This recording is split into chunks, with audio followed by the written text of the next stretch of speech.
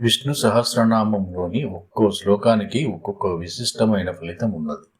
ఈ జన్మజాతకంలోని నక్షత్ర మరియు నక్షత్ర పాదాల ప్రకారం ఆయా శ్లోకాలను పఠించడం వలన కలిగే నిర్దిష్ట ఫలితాలను తెలుసుకునే ప్రయత్నం చేద్దాం. భరణీ జాతకులకు విష్ణు సహస్రనామంలోని శ్లోకాలు 5 నుంచి 8 వరకు.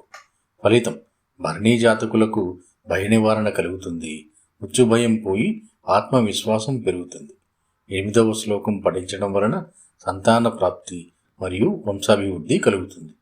పఠించే విధానం: ప్రతిరోజు ఉదయం స్నానం చేసిన తర్వాత మీ నక్షత్ర శ్లోకాన్ని కనీసం 28 సార్లు పఠించండి. వీలైతే నెయ్యి దీపం వెలిగించి స్వామివారికి నమస్కారం చేసుకోండి. శ్లోకము మరియు దాని తాత్పర్యము ఇప్పుడు తెలుసుకుందాం. భరణీ నక్షత్రం 1వ పాదం, శ్లోకం 5.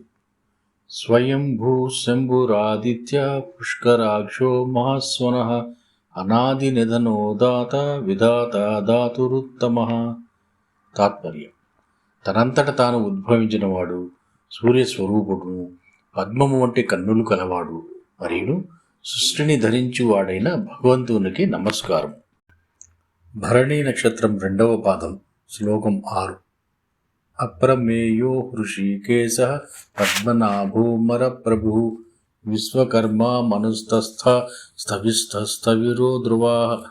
తాత్పర్యం: ఇంద్రియములకు ప్రభువు, నాభియందు పద్మము కలవాడు, దేవతలకు ప్రభువు మరియు విశ్వకర్మ అయిన ఆ నిత్యునికి నమస్కారం. భరణీ నక్షత్రం 3వ పాదం, శ్లోకం 7. అగ్రహ్య శాశ్వత కృష్ణో లోహితాక్ష ప్రదర్ధనః ప్రభూతస్థిక కుధామ పవిత్రం మంగళం పరం. తాత్పర్యం: గ్రహించరానివాడు, సనాతనుడు, పవిత్రమైనవాడు మరియు పరమ మంగళప్రదుడైన విష్ణువునకు నమస్కారం.